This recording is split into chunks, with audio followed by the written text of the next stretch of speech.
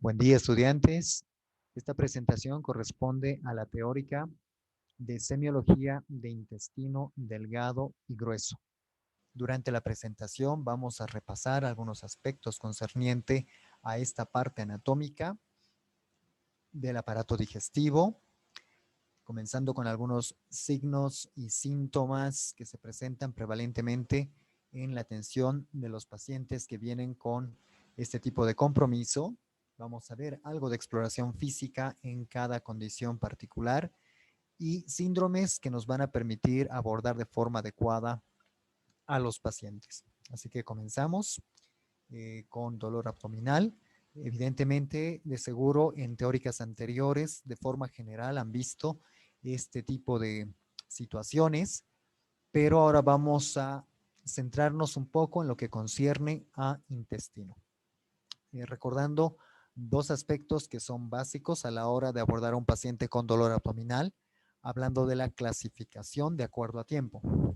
Nosotros hablamos de dolor abdominal agudo, cuando este dolor se presenta con un tiempo por lo general menor a 7 días y más específicamente por debajo de las 48 horas. Cuando un paciente tiene dolor abdominal muy intenso, no se espera 7 días hasta acudir a un centro de salud o atención para que lo puedan ayudar. Entonces, por eso es que por lo general los pacientes incluso vienen con menos de 48 horas de inicio del dolor. Y vamos a hablar de dolor abdominal crónico cuando el tiempo del dolor se extiende más allá de los 6 meses. Esto de los 7 días y 6 meses para el dolor abdominal agudo y para el dolor abdominal crónico no son puntos de corte completamente definidos, pero por ahí haciendo una revisión de la literatura son los que más frecuentemente se citan en diferentes referencias bibliográficas, así que para nosotros, pues, y para uniformarnos, vamos a establecer estos puntos de corte como dolor abdominal agudo, aquel que se presenta en menos de 7 días, y el crónico, aquel que va más allá de los 6 meses. Si hablamos de dolor abdominal agudo y ya vemos la parte concerniente a lo que es intestino, pues podemos darnos cuenta que las patologías que ocasionan dolor abdominal agudo y que provienen de intestino, por lo general están enmarcadas dentro de lo que es muy urgente. En esta tabla claramente podemos ver causas de dolor abdominal urgente y no urgente, y dentro de lo que es urgente encontramos aquellas que conciernen al intestino, como la apendicitis aguda, como la diverticulitis aguda, la obstrucción intestinal y la isquemia mesentérica aguda. De estos vamos a ver dos como un ejemplo a fin de describir sus características clínicas. Y una de las características tal vez clínicas es que de estos cuatro, dos tienen o cursan con dolor localizado. Tanto la apendicitis como la diverticulitis localizan su dolor en cuadrantes inferiores. Si hablamos clásicamente de la apendicitis aguda en fosa ilíaca derecha y de la diverticulitis aguda en fosa ilíaca izquierda. A diferencia de estos dos, la obstrucción intestinal y también la isquemia mesentérica aguda cursan con dolor abdominal difuso. Vamos a ir describiendo, como les dije, dos condiciones agudas y después una crónica en relación a sus manifestaciones y examen físico. Si hablamos de la apendicitis aguda, es una de las patologías muy frecuentes de abdomen agudo quirúrgico, como causa de abdomen agudo quirúrgico. Esta se presenta con predominancia en el sexo masculino, con una relación de 1.4 de varones versus 1 de mujeres. Esto significa que por cada 3 varones que tengan apendicitis van a desarrollar apendicitis 2 mujeres, siendo más prevalente en el género masculino. Y también en pacientes jóvenes, porque la edad más frecuente de presentación está entre los 20 a 30 años. Ahora, la característica clásica del dolor es ese dolor migratorio, que se lo ha denominado cronología de Murphy, que clásicamente inicia en epigastrio o en la región periumbilical y posteriormente, con el transcurrir del tiempo, migra hacia la fosa ilíaca derecha. Entonces, clásicamente vamos a ver esta presentación en los pacientes con apendicitis aguda, pero no en todos porque esta cronología de Murphy o dolor migratorio se presenta solamente en el 50 a 60% de los casos. Esto significa que no todos los pacientes van a venir con una cronología de Murphy establecida y esto significa que si no encuentro cronología de Murphy, yo no voy a descartar el diagnóstico de apendicitis aguda porque hay hasta un 50% de los pacientes que no la van a tener.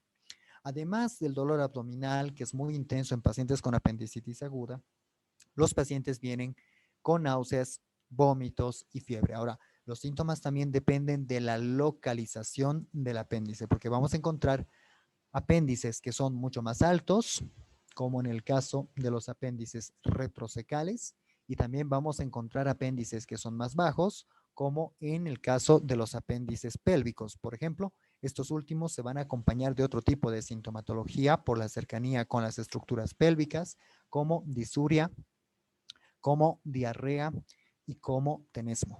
Así que mucho depende de la localización del apéndice. Ahora, para que nosotros podamos sustentar clínicamente nuestro diagnóstico, pues hay algunas y muchas en realidad maniobras y puntos dolorosos que pueden sugerirnos apendicitis aguda.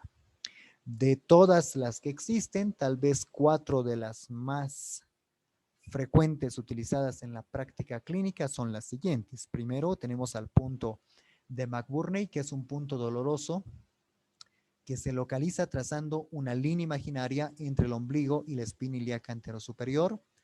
Después de haber trazado esta línea, dividimos en 3 partes, tanto un tercio interno, un tercio medio y un tercio externo.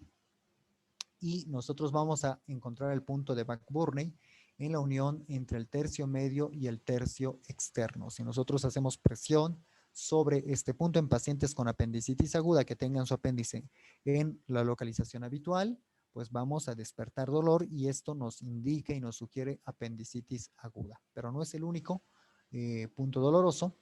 También podemos hacer y encontrar algunos signos como el signo de Robson. El signo de Robson se basa en el contenido de gas del intestino y nosotros vamos a hacer lo siguiente para obtenerlo. Vamos a hacer una palpación profunda presionando en fosa ilíaca izquierda y si el signo es positivo, el paciente va a percibir dolor al hacer la palpación en fosa ilíaca izquierda, lo va a percibir en la localización habitual del apéndice en fosa ilíaca derecha, es decir, la presión en fosa ilíaca izquierda va a despertar dolor en fosa ilíaca derecha y eso tiene que ver con el movimiento retrógrado desde este sector del intestino grueso a través del colon descendente, transverso y ascendente hasta llegar al apéndice y de esta forma provocar dolor. Después decíamos que hay la sintomatología depende mucho de la localización del apéndice. En este tipo de apéndices que son retrocecales, donde tal vez el punto de McBurney no resulte doloroso, pues hay algunas maniobras que nos ayudan a definir y a sugerir fuertemente el diagnóstico a pesar de la localización alta del apéndice. Y una de esas es el signo de psoas, que clásicamente se lo utiliza. ¿Por qué? Porque justamente en este sector se encuentra el músculo psoas y al nosotros contraer el músculo vamos a despertar por contacto dolor en el apéndice inflamado. El signo del psoas se lo puede obtener de 2 maneras. En el paciente en decúbito lateral izquierdo, como están viendo en la figura, yo coloco donde esté el asterisco mi mano izquierda y con la mano derecha, estando la pierna extendida, la pierna derecha o el miembro inferior derecho, yo voy a, sin que flexione la rodilla el paciente, voy a extender la cadera llevando la pierna hacia atrás con dirección a la espalda y al hacer esto voy a despertar dolor en fosa ilíaca derecha. Y esto me estaría indicando un apéndice de localización alta retrocecal. También lo puedo hacer con el paciente en decúbito supino, pidiéndole que eleve la pierna sin flexionar la rodilla y al elevar el miembro inferior derecho sin flexionar la rodilla, de la misma forma voy a despertar dolor en fosa ilíaca derecha. Puedo sensibilizar la maniobra palpando fosa ilíaca derecha para que al flexionar o al elevar la rodilla extendida, perdón, o el miembro inferior con la rodilla extendida, pueda acercar el apéndice que esté inflamado a mi mano y de esta forma pues pueda provocar dolor, ¿no? Todo en ambas maniobras, el principio es la contracción del músculo psoas. Pero para esos apéndices que están acá, en localizaciones más inferiores, a nivel pélvico, tenemos el signo del obturador. ¿Y cómo se realiza esto? Con el paciente en decúbito dorsal, vamos a pedirle que flexione la rodilla de tal forma que la pierna esté en ángulo de 90 grados con el muslo y posteriormente aquí donde esté el asterisco, con mi mano izquierda, yo voy a, teniendo apoyada lógicamente la mano derecha aquí cerca del talón, imprimir un movimiento de rotación interna y al hacer este movimiento de rotación interna voy a despertar dolor. Y esto es muy útil para los apéndices pélvicos. Ahora, ninguno de estos signos tiene un rendimiento del 100%, ¿no? Y es 100% sensible y específico para el diagnóstico de apendicitis. Siempre tenemos que ver todo el contexto para hacer el diagnóstico de esta enfermedad. Después tenemos a los pacientes con isquemia mesentérica aguda, cuando la circulación mesentérica justamente es obstruida por un émbolo, que es lo más frecuente, o un trombo que se genera a ese nivel, lo cual es más infrecuente, y se obstruye la circulación sanguínea y de esta forma, pues el paciente va a acudir al servicio de emergencia con bastante dolor. A diferencia de la apendicitis aguda, el dolor abdominal por isquemia mesentérica aguda se presenta en pacientes ancianos por encima de los 60 años que tengan factores de riesgo. Desde ya la edad avanzada es un factor de riesgo para isquemia mesentérica aguda. ¿Qué significa esto? Que si yo tengo un paciente joven con dolor abdominal, en lo último que voy a pensar es en una isquemia mesentérica aguda. Por el contrario, si tengo un paciente que supera los 60, 65, 70 años y está con dolor abdominal agudo, uno de mis primeros diagnósticos como sospecha y causa del dolor que el paciente trae va a ser la isquemia mesentérica aguda. Pero no solamente está la edad avanzada, también las arritmias cardíacas se convierten en un factor de riesgo para isquemia mesentérica aguda, como la fibrilación auricular, que sería la más frecuente, enfermedades valvulares, la endocarditis infecciosa, el infarto agudo de miocardio reciente, la aterosclerosis aórtica, el aneurisma aórtico, el choque cardiogénico y en estos tiempos de pandemia también COVID-19 se ha convertido en un factor de riesgo de isquemia mesentérica aguda. ¿Cuál es la característica clínica como marcador del dolor de isquemia mesentérica aguda en esta población de pacientes? Pues el dolor abdominal es muy intenso. Los pacientes lo describen clásicamente como dentro de lo que es escala analógica visual, 8 a 10 sobre 10 en esa escala del dolor, es decir, muy, muy intenso. Pero al haber tanto dolor, uno siempre espera encontrar manifestaciones similares al examen físico. Pero el problema es, y en realidad la característica clínica del dolor en pacientes con isquemia mesentérica aguda es que ese dolor abdominal tan intenso es desproporcionado al examen físico.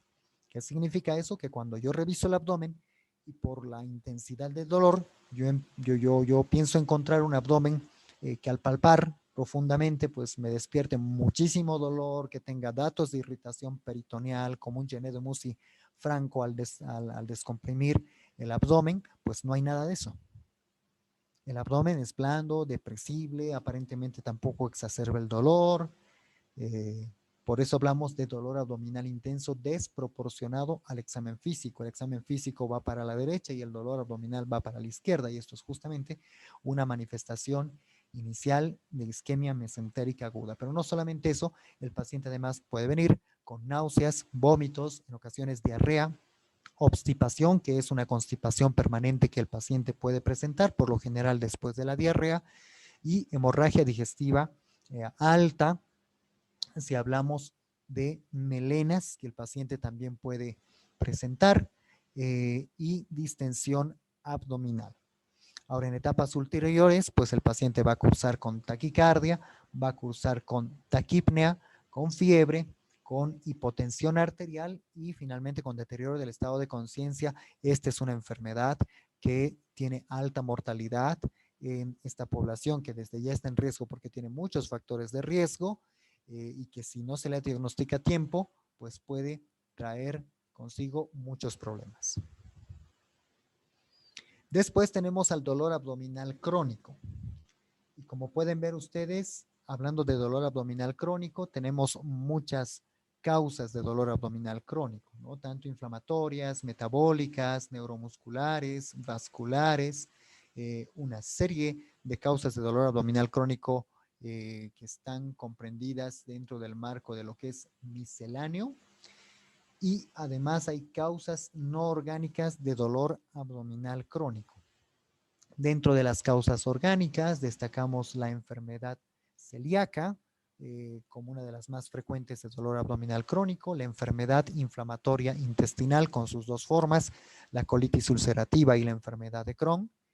Y dentro de las causas no orgánicas, es decir, causas funcionales, está el síndrome de intestino irritable, tal vez como la causa en global y en general más frecuente de dolor abdominal crónico a nivel mundial.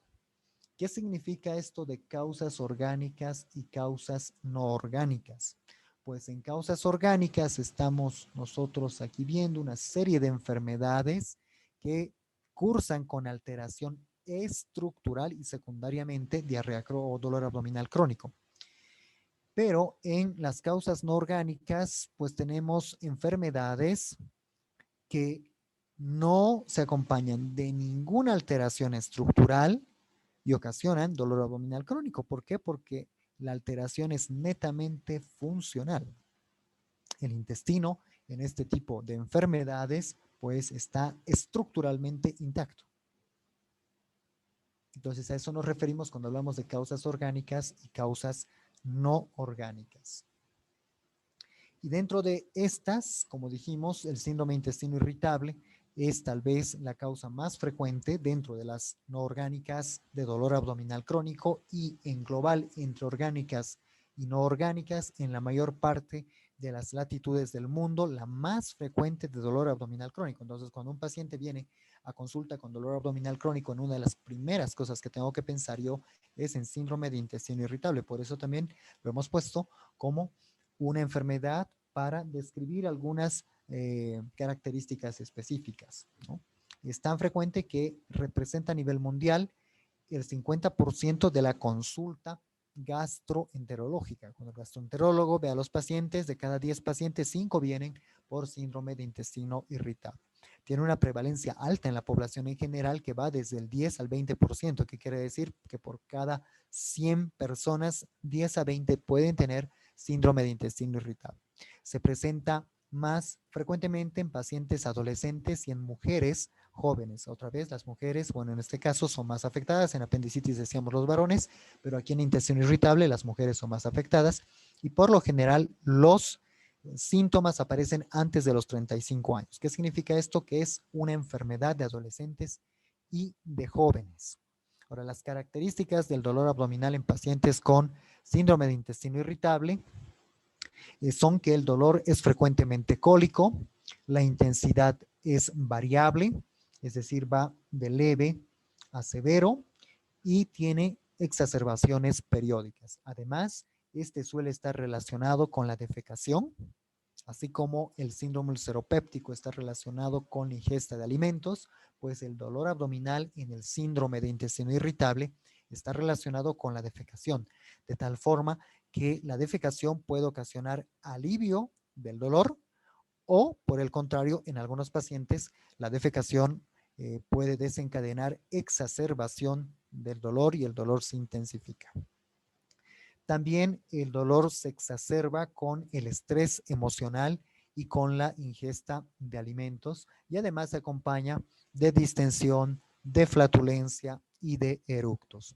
Ahora, a nivel mundial se han establecido criterios para que nosotros podamos diagnosticar el síndrome de intestino irritable, y estos criterios están comprendidos dentro de lo que es y lo que son en realidad los criterios de diagnóstico de Roma 4. Cada cierto tiempo se celebran estas reuniones de consenso para ir definiendo los criterios. Inicialmente, bueno, antes teníamos los criterios de Roma 2, después los de Roma 3 y ahora tenemos los de Roma 4.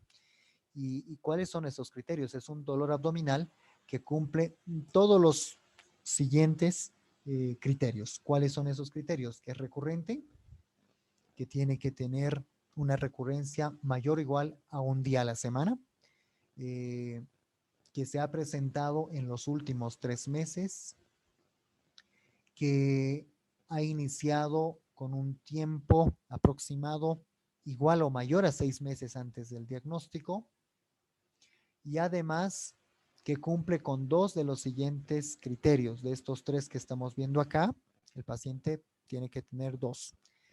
¿Cuáles son esos potenciales 2 que puede tener?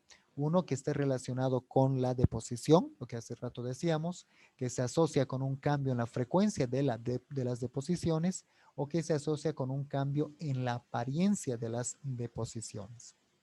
¿Por qué? Porque muchos pacientes, hablando de frecuencia, cursan con diarrea además, o muchos pacientes cursan con estreñimiento. Así que estos cambios con la frecuencia y apariencia de las deposiciones pues pueden presentarse en pacientes con síndrome de intestino irritable. Estos serían los criterios de Roma 4 que nos ayudan a diagnosticar esta enfermedad.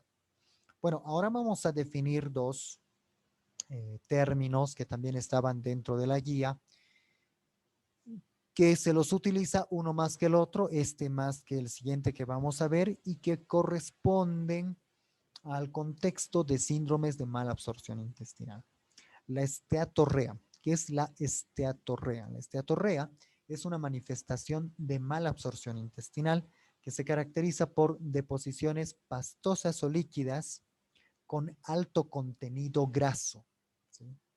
Ahí está el punto, ¿no? De ahí viene esteato. Esteato quiere decir lípido, quiere decir graso, con alto contenido graso, que son espumosas, que flotan, son malolientes y son abundantes. Entonces, a eso nos referimos con esteatorrea.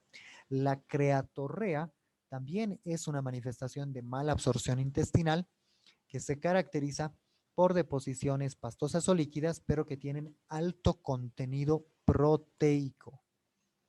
Esteatorrea, lípidos, grasas, y creatorrea, proteínas. De ahí viene creat, ¿no? Que viene de creatina, y la creatina es una proteína. Ambos son manifestaciones de mala absorción intestinal, ¿ok? Como términos. Muy bien, hemos hablado algo de dolor, algunos términos importantes en semiología del intestino, y ahora vamos a hablar un poquito de lo que es diarrea, que es otro de los motivos muy frecuentes de atención en la consulta, hablando de semiología del intestino.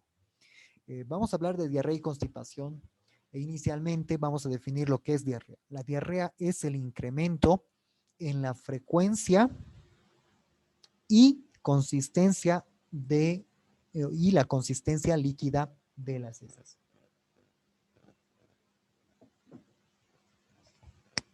Entonces, para hablar de diarrea, tenemos 2 puntos aquí. 1, que haya incremento en la frecuencia, y 2, que las heces tengan una consistencia líquida. Por lo general, los pacientes con diarrea vienen con estas 2 características. A pesar de que la literatura clásica describe un O, es decir, que hay pacientes que solamente vienen con incremento en la frecuencia o pacientes que solamente vienen con consistencia líquida de las heces, por lo general en la práctica clínica esto no ocurre. La mayor parte de los pacientes vienen con tanto un incremento en la frecuencia como una consistencia líquida de las heces, y a eso le llamamos diarrea. Es más, se ha puesto un número arbitrario en cuanto a la cantidad de heces que debería eliminar esa persona para hablar de diarrea, que son 200 gramos por día, lo cual no es tan real y no es tan práctico en cuanto a clínica, porque nadie va a medir la cantidad de las heces o las va a pesar para definir diarrea, ¿no? Nos quedamos con incremento en la frecuencia más consistencia líquida de las heces. Y hablar de diarrea es hablar de algo muy importante, porque fíjense, para el 2012 A nivel mundial, las enfermedades diarreicas representaban la séptima causa de muerte a nivel mundial, estando dentro de las 10 primeras causas de muerte a nivel mundial, dentro del top 10. Ya para el 2015 bajaron un poquito, llegaron a constituir la octava causa de muerte a nivel mundial. Y para el 2016, pues la novena causa de muerte a nivel mundial, como que está descendiendo un poquito el número de casos de diarrea, pero sigue siendo importante porque está dentro de las 10, mucho más si nosotros vemos esto en el contexto de países como el nuestro, que son de bajos a medianos ingresos, pues aquí la diarrea todavía ocupa el sexto lugar dentro de las 10 principales causas de muerte a nivel mundial, solo por debajo de la tuberculosis, que es más frecuente, y por encima de la diabetes mellitus. Así que sigue siendo algo muy importante que nosotros debemos conocer y debemos saber abordar. Y esto significa en semiología que nosotros vamos a clasificar, igual que hicimos con el dolor abdominal, la diarrea se clasifica en aguda y en crónica. Hablamos de diarrea aguda cuando la duración es menor a 2 semanas de la diarrea, y crónica cuando la duración de la diarrea es mayor a 4 semanas, pero esto no significa que siempre va a ser todos los días, puede ser así, de esa manera, todos los días. Esto significa continuo, o puede ser intermitente, algunos días sí y otros días no, pero que haya tenido ese tiempo de evolución de más de 4 semanas. Ahora, algo muy importante para puntualizar aquí, que va a proyectar el manejo que vamos a hacer de este tipo de pacientes, es que más del 90% de los casos de diarrea aguda se deben a una infección. Ojo que infección no significa utilizar antibióticos o antimicrobianos, pero sí más del 90% de los casos de diarrea aguda está ocasionada por agentes infecciosos. A diferencia de esto, la diarrea crónica es rarísima que esté ocasionada por algún agente infeccioso. Tal vez es un poquito frecuente en nuestro medio la tuberculosis intestinal, pero más allá de eso no. La mayor parte de los casos de diarrea crónica no obedecen a causa infecciosa. Y bueno, entre la diarrea crónica, lo que ocurre entre las 2 y 4 semanas, a eso le vamos a llamar diarrea persistente. Aguda menos de 2 semanas, entre las 2 y 4 semanas persistente, y más de las 4 semanas diarrea crónica. Bueno, vamos a comenzar con la diarrea aguda, que dijimos que tiene como etiología un agente patógeno infeccioso en más del 90% de los casos. Y aquí tenemos una lista justamente de los patógenos que ocasionan diarrea aguda. Ahora quiero que hagan énfasis en algo. Las enterotoxinas de muchos agentes patógenos ocasionan diarrea aguda con más frecuencia que la invasión de agentes patógenos a través de la pared intestinal y que me ocasionan diarrea. Para estos, puedo utilizar, en el caso de que se trate de bacterias, puedo utilizar antibióticos. Para ninguno de estos voy a utilizar antibióticos. Si esto es lo más frecuente, eso significa que en la mayor parte de los pacientes que vienen con diarrea aguda, yo no voy a utilizar tratamiento antibiótico. Y esto es muy importante, ¿por qué? Porque fíjense las causas de diarrea por patógenos que no son inflamatorias, que son, dijimos, las más frecuentes.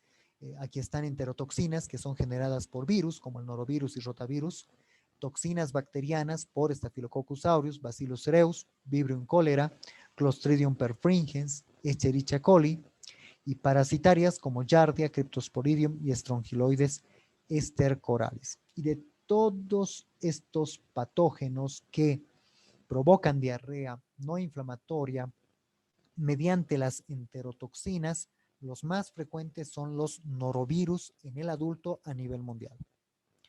¿Hay tratamiento específico para el norovirus con algún antiviral o algún antimicrobiano? La respuesta es no. Por lo tanto, si yo tengo un paciente con diarrea aguda por norovirus, ¿cómo lo voy a tratar? Simplemente hidratación y tratamiento sintomático. Absolutamente nada más. Porque como toda infección viral, y como ocurre con la mayor parte de las infecciones virales agudas, esto significa que norovirus va a provocar diarrea por algunos días y después se va a autolimitar cuando el sistema inmunológico pues termine con el virus, y durante ese tiempo simplemente hay que hidratar al paciente y hay que darle tratamiento sintomático. ¿Ok? Eh, Rara vez cuando tengamos una verdadera fiebre entérica o fiebre tifoidea por salmonela, cuando tengamos una verdadera infección diarreica por Escherichia coli, Shigella, Yersinia enterocolítica, Clostridioides difícil o algunos parásitos como entamoeba histolítica, yo voy a utilizar antimicrobianos. Pero estas son las más infrecuentes. Lo más frecuente que pasa en diarreas agudas es esto. Y de todos estos, de todo el grupo, tanto de diarreas no inflamatorias como inflamatorias, lo más frecuente a nivel mundial son infecciones por norovirus. Así que en cuanto llegue un paciente con diarrea aguda a mi consulta o al servicio de emergencias, lo primero que voy a hacer no es iniciar antibióticos, sino por el contrario pensar en que es una diarrea que no se va a tratar con antibióticos, y lo primero que tengo que hacer es hidratar al paciente y ponerme tranquilo, porque si no voy a hacer uso irracional de antimicrobianos. Ahora, más del 90%, alrededor del 80-90% tienen esta etiología infecciosa, pero hay un 20%, 10 a 20% que no son de etiología infecciosa. Y ahí está la intoxicación alimentaria, que no tiene nada que ver con agentes patógenos, por ejemplo, por acción de químicos ambientales como el glutamato monosódico. Ahí está el aginomoto que nosotros lo tenemos. Metales pesados como el arsénico, que está presente en raticidas organofosforados, carbamatos también, y algunas toxinas naturales presentes en hongos y en pescados o mariscos. Entonces el paciente puede intoxicarse con cualquiera de estos elementos y tener diarrea aguda. También tenemos que considerarlo, pero después de los agentes patógenos que serían la causa principal. Después tenemos a los fármacos. Hay una variedad de fármacos que pueden ocasionar diarrea aguda, como uno de los más frecuentes que se utiliza actualmente por el boom de patología metabólica es la metformina para pacientes diabéticos. Y la metformina, uno de los efectos adversos más frecuentes que tiene justamente son los digestivos, son náuseas, vómitos y frecuentemente diarrea. Así que esto significa que nosotros a la hora de abordar a un paciente con diarrea aguda tenemos que preguntar por los medicamentos que está utilizando, porque no vaya a ser que sea causado por la metformina o algunos antibióticos como la ciprofloxacina y otros antibióticos, inhibidores de la enzima convertidora de angiotensina, que son antihipertensivos como el enalapril, la fluoxetina y el litio, que son tan utilizados por agentes o pacientes, psiquiátricos, carbidopa y levodopa por pacientes con Parkinson, el ácido valproico en pacientes que tienen convulsiones y epilepsia. Entonces tenemos una serie de fármacos que potencialmente pueden ocasionar diarrea aguda. Y finalmente tenemos otro tipo de elementos como la ingesta de alcohol, la ingesta de sorbitol o fructuosa, la enfermedad inflamatoria intestinal, pero esta es más crónica, no es tan aguda, pero a un inicio por ahí sí podría ser, pero son causas más raras de diarrea aguda. Ahora es importante cuando tengo un paciente con diarrea aguda reconocer los signos y síntomas de deshidratación que me van a indicar que tengo que internar al paciente, como la sequedad de piel y mucosas, la boca seca, los ojos hundidos, el signo del pliegue que tiene una retracción mayor a 2 segundos, algunos datos de hipovolemia, como el paciente que viene con hipotensión arterial, es decir, una presión arterial sistólica por debajo de 90 milímetros de mercurio, los pacientes que vienen taquicárdicos y con bajos volúmenes urinarios, oligúricos o anúricos, y el paciente que viene intranquilo, está irritable, con alteración del estado de conciencia, pues esto ya me está indicando severidad. Así que si yo tengo estos signos físicos de deshidratación grave o el paciente viene con vómitos que son incoercibles, tengo que internar a estos pacientes. Después tenemos la diarrea crónica, aquella que va más allá de las 4 semanas y que decíamos que en su mayoría no tienen una etiología infecciosa. Ahora, de la misma forma, nosotros que hablábamos en dolor abdominal, vamos a clasificar la diarrea crónica de acuerdo a si tiene compromiso orgánico o no lo tiene. Y ya lo hemos explicado hace un momento, orgánico que tiene alteración estructural, y el que no es orgánico, que ahora le vamos a llamar funcional, aquel que no tiene o no cursa con alteración estructural. Y como podemos ver, hay muchas diferencias entre lo que es funcional no orgánico y lo que es orgánico. Fíjense aquí, la diarrea funcional es de larga evolución, a diferencia de la diarrea orgánica que es de evolución más corta. La diarrea funcional no viene con manifestaciones sistémicas, la diarrea orgánica sí. Puede haber manifestaciones sistémicas como artritis, fiebre y otras. La diarrea funcional no cursa con pérdida de peso ni con sangre ni pus en las heces. En la diarrea orgánica frecuentemente hay pérdida de peso, hay presencia de sangre y pus en las heces.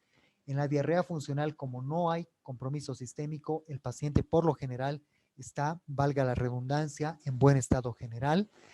En la diarrea orgánica hay una afectación del estado general, puede haber incluso desnutrición.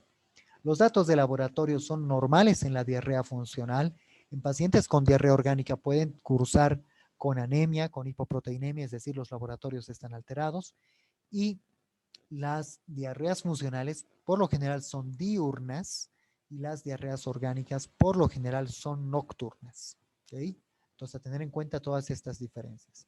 El prototipo de enfermedad de una diarrea funcional es el síndrome de intestino irritable, que ya lo vimos en dolor abdominal, y el prototipo de una diarrea orgánica es la enfermedad inflamatoria intestinal.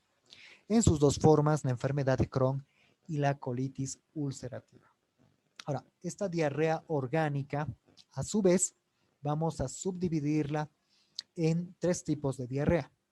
La diarrea acuosa, la diarrea inflamatoria, donde encontramos a ese prototipo que es la enfermedad inflamatoria intestinal, y la diarrea malabsortiva. Ahora, la diarrea acuosa a su vez puede ser de dos tipos, osmótica o puede ser secretora. La osmótica por lo general cursa con bajos volúmenes, menos de 1 litro por día. Son aquellos pacientes que consumen ciertas sustancias que ocasionan que el líquido salga desde las células hacia el espacio o hacia la luz del intestino y puedan ser eliminadas como diarrea. Entonces, estas van a tener bajo volumen. Y las diarreas secretoras, cuando hay un problema tanto en la absorción intestinal de agua como en la secreción intestinal de agua. En el intestino se absorbe más que se secreta, pero cambios en la absorción van a permitir que todo ese líquido que tenía que absorberse pues se excrete con las heces y por lo tanto genere diarrea, o en la secreción a veces cuando se secreta más líquido que lo que normalmente es, pues también va a ocasionar una diarrea que se llama por eso secretora. No se olviden, la acuosa osmótica va con volumen de menos de 1 litro por día y la secretora es aquel que va con volúmenes de más de 1 litro por día. Ahora, si hablamos de diarrea inflamatoria, decíamos ahí hay muchas enfermedades como la enfermedad inflamatoria intestinal o la tuberculosis. Ya es una enfermedad que cursa con inflamación de la pared intestinal y esta va a ser la causa de la diarrea. Y finalmente tenemos la diarrea malabsortiva, donde hay una mal digestión por algunas condiciones, por ejemplo, la insuficiencia pancreática exócrina o por algunas condiciones que afectan directamente la mucosa intestinal, como las enteropatías que afectan a esta mucosa, la tuberculosis, el linfoma, la mesenteritis, sarcoidosis y otras enfermedades similares. Entonces, cuando nosotros tengamos un paciente con diarrea crónica, primero lo vamos a identificar porque tiene más de 4 semanas de duración, ya dijimos intermitente o continua, y vamos a realizar una historia clínica y un examen físico adecuado. ¿Para qué? Para hacer la subdivisión que hace rato decíamos, ¿verdad? Lo hemos mostrado acá, si es funcional o diarrea orgánica, si es y consideramos que es una diarrea orgánica, a su vez vamos a definir de acuerdo a características clínicas si es malabsortiva, si es acuosa, osmótica o secretora, o si es inflamatoria. Ahora, si es funcional, dijimos que es aquella diarrea que no cursa con manifestaciones sistémicas, no hay pérdida de peso, no hay alteraciones laboratoriales, son de larga evolución y el prototipo es el síndrome de intestino irritable, pues ahí vamos a terminar todo. Habíamos hablado de los criterios de Roma 4 hace rato para definir lo que es síndrome de intestino irritable. Si cumple los criterios, pues nos quedamos con síndrome de intestino irritable y terminamos ahí nuestra investigación de lo que es la diarrea crónica en el caso de que se incline la balanza por funcional con todas las características que previamente habíamos nosotros visto, ¿verdad? Ahora, si nos inclinamos por la diarrea orgánica, pues ahí es donde tenemos que medir el volumen de la materia fecal en 24 horas, pedir un esteatocrito, que es la cantidad de grasa en las heces, y también dosificar alfa-1 antitripsina. ¿Para qué? Para ir definiendo qué tipo de diarrea orgánica está ante nosotros. Y ahí tenemos algunas diarreas orgánicas. Por ejemplo, si hablamos de la diarrea orgánica, nos vamos a ir por este lado, inflamatoria. Habíamos hablado de la colitis bacteriana, sobre todo aquella ocasionada por Clostridioides difficile. Decíamos que el prototipo de esta es la enfermedad inflamatoria intestinal. Puede cursar con amebiasis, algunos virus. El marcador de la diarrea inflamatoria en el laboratorio van a ser los leucocitos en la citología fecal. Entonces, si tengo los leucocitos en la citología fecal, me voy a inclinar por diarrea inflamatoria. Ahora, si hablo de una diarrea acuosa, lo que voy a hacer es un ionograma fecal para sacar la osmolaridad, porque dijimos que hay diarreas acuosas osmóticas y aquellas que son secretoras. Si la osmolaridad está elevada, pues yo voy a pensar en una diarrea osmótica, que el paciente tiene malabsorción de carbohidratos, o que el paciente ha ingerido antiácidos con magnesio, principalmente esto, ¿no? O que ha ingerido laxantes osmóticos como lactulosa, polietilenglicol, o que ha ingerido en exceso carbohidratos poco absorbibles, como ocurre con las golosinas o chicles que no tienen azúcar. Entonces, todo esto me va a ocasionar una diarrea osmótica porque son algunos componentes, compuestos, que al pasar por el intestino arrastran agua, y de esta forma es que se produce la diarrea osmótica. Entonces, ¿cuál va a ser el tratamiento? Simplemente ayuno. Ya no le voy a dar nada más al paciente, y si la diarrea remite, pues evidentemente era diarrea osmótica, pero si no mejora, pues tendría que ya evaluar otro tipo de diagnóstico. Ahora, si el ionograma fecal y la osmolaridad es normal, menos de 50 miliosmoles por kilo, pues voy a hablar, sí, de una diarrea secretora, ¿no? Y allí es donde voy a tener enfermedades como la colitis microscópica, como la malabsorción de ácidos biliares, como los tumores neuroendocrinos gastroenteropépticos, donde tenemos que medir cromogranina A, por ejemplo, para ver si tenemos un tumor neuroendocrino que está ocasionando una diarrea secretora, que no solamente son estas condiciones, también condiciones endocrinas como el hipertiroidismo y la enfermedad de Addison también pueden ocasionar diarreas secretoras. Ahora, si estoy pensando en malabsorción, pues al medir el esteatocrito, la cantidad de grasas en las heces, si tengo un esteatocrito alto, pues evidentemente estoy frente a un paciente que tiene mala absorción. Pero a su vez eso voy a clasificar de acuerdo a la antitripsina 1. Si la antitripsina 1 está normal y no está elevada y tengo un esteatocrito alto, es decir, el paciente cursa con esteatorrea, voy a pensar en algunas enfermedades como la insuficiencia del páncreas exócrino, el sobrecrecimiento bacteriano, el déficit de sales biliares como causa de mi diarrea malabsortiva. Ahora, si mi esteatocrito, la cantidad de heces o la cantidad de grasa en heces es alto, y también mi alfa-1 antitripsina es alta, en algunas enteropatías, es decir, enfermedades que afectan a la mucosa intestinal y que me están ocasionando diarrea. En este caso, en el caso de las malabsortivas que van con esteatocrito alto, pero antitripsina 1 normal, pues ahí las enfermedades están lejos del intestino, que están ocasionando esta esteatorrea y esta malabsorción. En pacientes que tienen esteatocrito alto y alfa-1 antitripsina elevada también, pues estamos pensando en enfermedades que están en el mismo intestino. Y esto está ocasionando justamente la diarrea de tipo malabsortiva. Por eso hablamos de enteropatías o enfermedades que afectan al mismo intestino. Como por ejemplo, la enfermedad celíaca, para lo cual tendría que pedir una serología para enfermedad celíaca.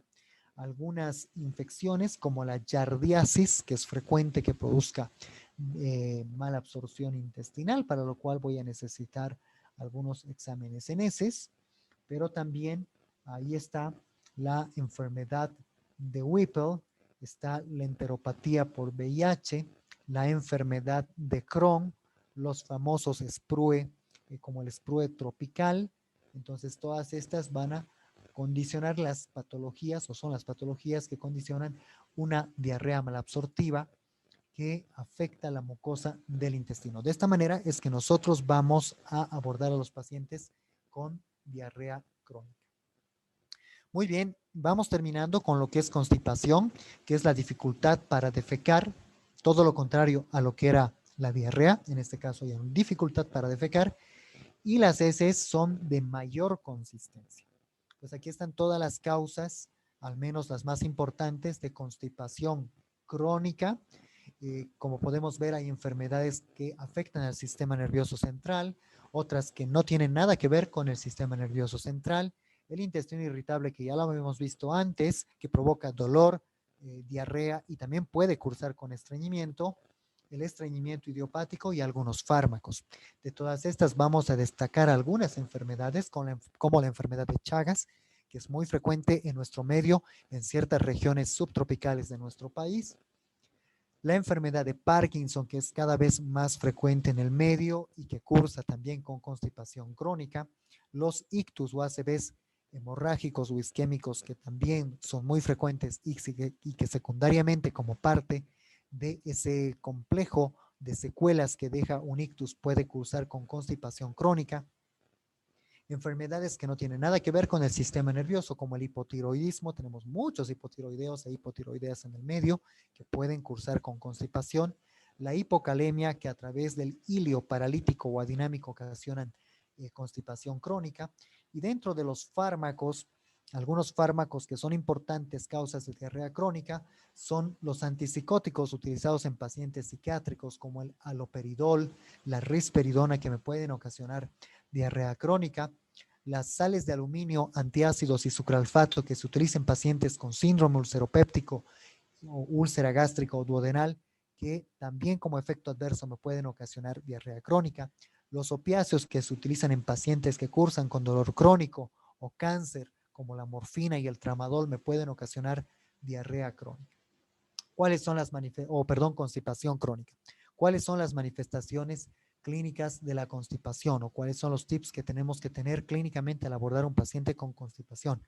Lo primero, una historia clínica detallada. Tenemos que preguntar acerca de la duración de los síntomas, la edad de aparición, algunos factores que estén asociados, algunos hábitos dietéticos. Hemos visto los medicamentos son muy importantes a la hora de abordar este tipo de pacientes y algunos datos de alarma, como son el sangrado rectal, la pérdida de peso, si el paciente cursa con anemia, fiebre o algún antecedente de carcinoma colorectal buscando justamente cáncer. Entonces, todo esto se tiene que preguntar al paciente que viene con constipación.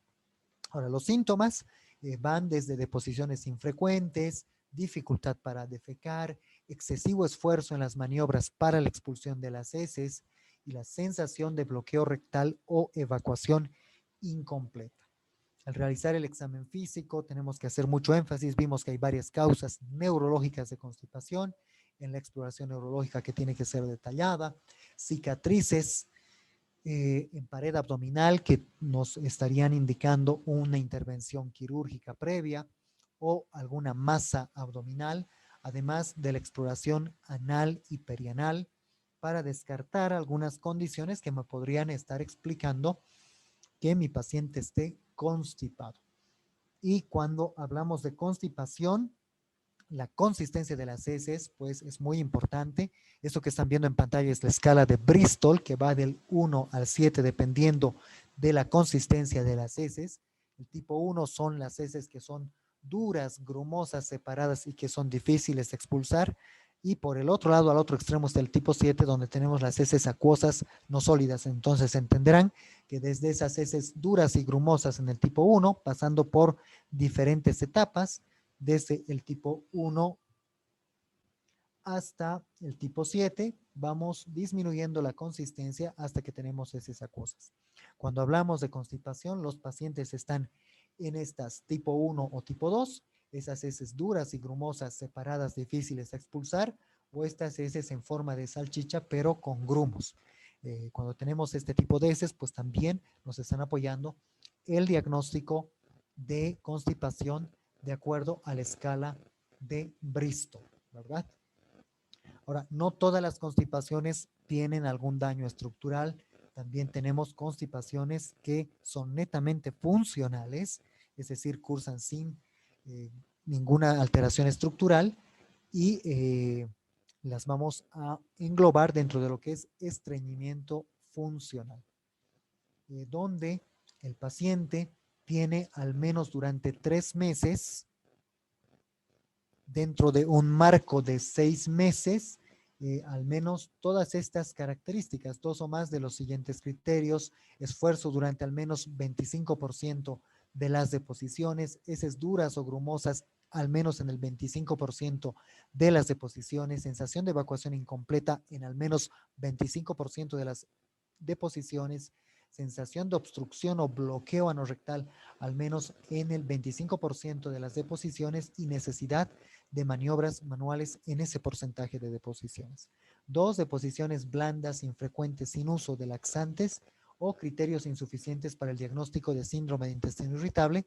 Cuando no tenemos un diagnóstico de intestino irritable, pues, y tenemos constipación y no hay alteración estructural, pues este paciente puede estar cursando con estreñimiento funcional. Y bueno, finalmente terminamos con lo que son los síndromes rectoanales. Rapidito, pues sabemos que esto que es el recto es la última parte del tracto digestivo y en la parte distal pues ya comienza el ano, que está rodeado por 2 anillos musculares que conforman los esfínteres anales, tanto el esfínter anal interno como esto que es el esfínter anal externo, ¿verdad? Así que la separación que hay entre el recto y el ano va a estar determinada por las papilas anales y las criptas, que justamente van a separar lo que es el plexo hemorroidal superior del plexo hemorroidal inferior, ¿verdad? Bueno, toda esta estructura que tiene que ver con el recto y con el ano también es asiento de muchas enfermedades, y tal vez una de las más frecuentes son las hemorroides. Fíjense, aquí están las hemorroides internas y las hemorroides externas, y estas hemorroides pues se producen por el paso continuo de materias fecales que llegan a ser sólidas. Por eso enganchamos esto de los síndromes rectonales con lo que hace rato veíamos hablando de constipación.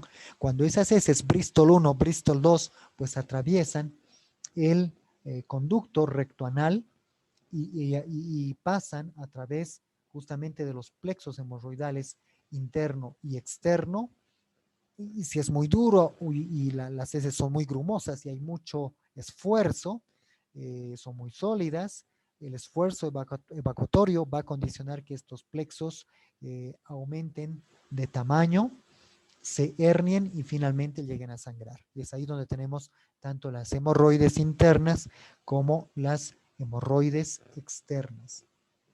¿Ok?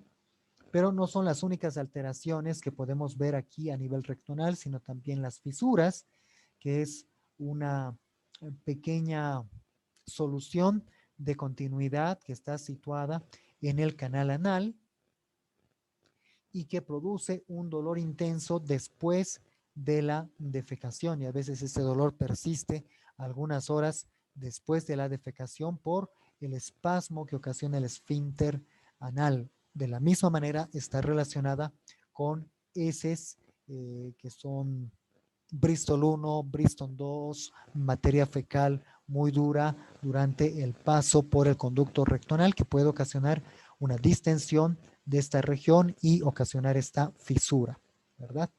No nos olvidemos también de algunos crecimientos que puede ver a nivel de la región anal, como son los condilomas acuminados de pacientes que cursan con enfermedad por VPH, el papilomavirus, y los condilomas planos que vienen acompañando a la sífilis, ¿ok? Bueno, fuera de todo esto, pues hay algunas manifestaciones clínicas que nos van a definir los síndromes rectoanales, como son el dolor que se presenta en los pacientes que eh, vienen con estas alteraciones, como la región rectoanal es una región que está inervada, sobre todo la región anal tiene bastante inervación, pues las lesiones que estén a este nivel, por ejemplo, una fisura anal va a doler bastante, van a provocar un dolor intenso que se va a exacerbar por la contracción de los esfínteres y también va a exacerbarse con la salida de heces que tienen esa consistencia dura, esa consistencia Bristol 1 o Bristol 2, ¿no? Entonces, esto es algo que nos tiene que llamar la atención. Este dolor puede estar simplemente localizado aquí o puede también irradiarse en ocasiones a estructuras vecinas como los órganos genitales, la vejiga y también la región del coxis, donde ocasiona la famosa coxigodinia, ¿no? Pero también estamos hablando de dolor irradiado a partir de este sector. En ocasiones, pues también se acompaña el dolor de tenesmo, que son esos pacientes que tienen una manifestación dolorosa en la región rectonal y esa necesidad imperiosa de evacuar y que cuando evacúan pareciera que no hubieran vaciado la ampolla recta. Es esa sensación que ellos tienen. Bueno, después tenemos el prurito. Son aquellos pacientes que tienen esa sensación de picazón en la región anal que está relacionada con parásitos, por ejemplo, los oxiuros. Ustedes saben, Enterobius vermicularis es una de las causas más frecuentes de prurito anal en pacientes que están en edad pediátrica, pero no son los únicos. Las hemorroides, principalmente estas que vemos aquí, las hemorroides externas pueden ocasionar prurito, pacientes que tienen diarrea crónica, pacientes que tienen diabetes, algunas manifestaciones o algunas lesiones como el eczema perianal, pues también pueden ocasionar prurito en los pacientes. Después tenemos la proctorragia, a veces acompañada de moco y de pus, es decir, la expulsión de sangre con las heces.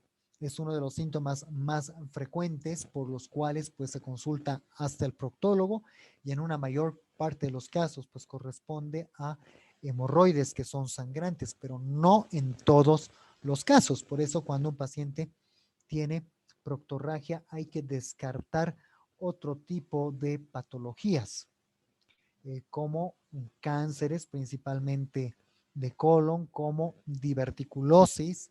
Entonces, cuando tenemos pacientes con proctorragia, si bien puede atribuirse en una gran parte de los casos a sangrado por hemorroides, no podemos quedarnos ahí. Tenemos siempre que pensar más allá en que la proctorragia puede estar ocasionado por otro tipo de situaciones. La constipación que ya habíamos visto antes, pero en este caso por afecciones rectoanales, por ejemplo, los tumores rectales, acá están los tumores rectales, las fisuras que habíamos visto antes, las hemorroides internas. Hay muchos pacientes que evitan evacuar para no sentir dolor al pasar por todas estas estructuras y que pueden cursar justamente con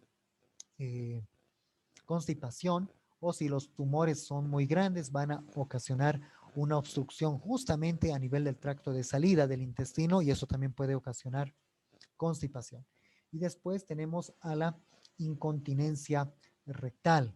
Y esto tiene que ver con los esfínteres, los que habíamos visto antes, el esfínter externo y el esfínter interno. Si el esfínter externo o interno están alterados por la edad avanzada, por embarazos frecuentes, por cirugías rectales, por enfermedades inflamatorias intestinales, pues vamos a tener incontinencia. Son esos pacientes que en caso de tener incontinencia leve van perdiendo materia fecal líquida y en caso de tener una incontinencia severa pueden llegar a perder materia fecal ya formada ya sólida. ¿Ok? Ahora, en todos estos casos, cuando tenemos pacientes que vienen con dolor, prurito, proctorragia, constipación, incontinencia, y por lo tanto vienen con un síndrome rectal, es importante realizar un tacto rectal. Es un poco incómodo para el paciente, eh, pero es necesario plantearla ya que nos va a permitir hacer una evaluación objetiva de algunas lesiones que van a escapar a la inspección externa. Y con esto ya vamos terminando.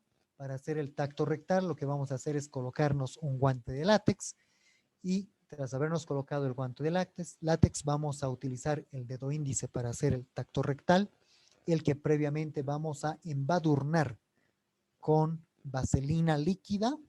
Entonces le pedimos a la enfermera que nos pase vaselina líquida.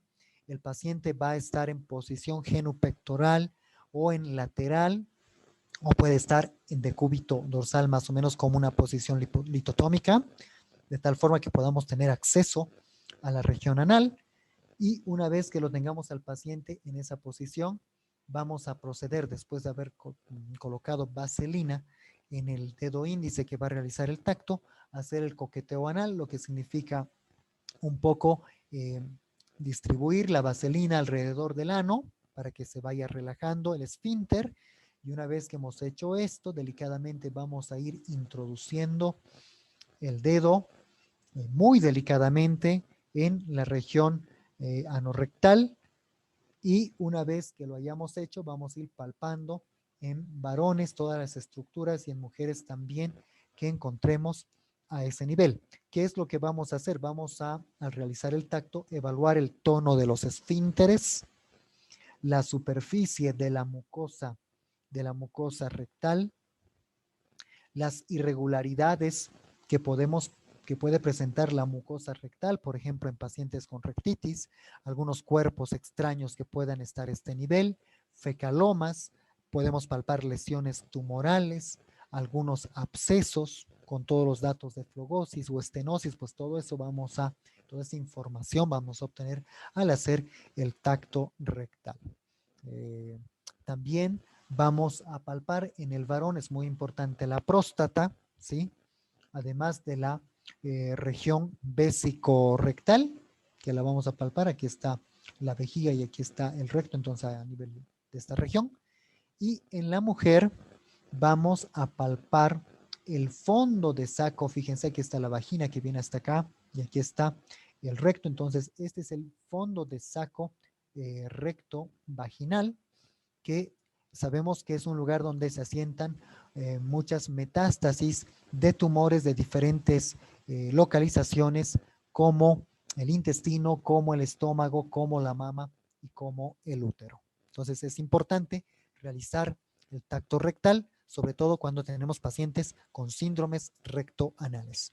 Muy bien, estudiantes, esto sería todo. Espero que tomen en cuenta todo lo que se ha vertido dentro de la teórica y será hasta otra oportunidad.